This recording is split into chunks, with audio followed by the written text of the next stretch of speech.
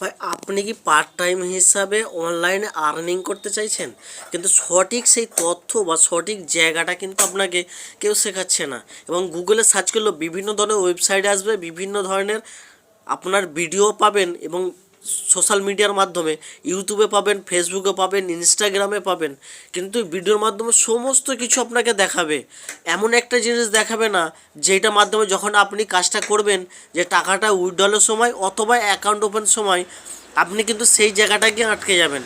এবং তারা কিন্তু আপনাদেরকে ইমেল আইডি অথবা ফোন নাম্বার দিয়ে দিচ্ছে যোগাযোগ করার জন্য। আর যখনই ফোন করবেন দেখবেন 5,000, 10,000, 4,999, 9,999 সামথিং একটা জিনিস।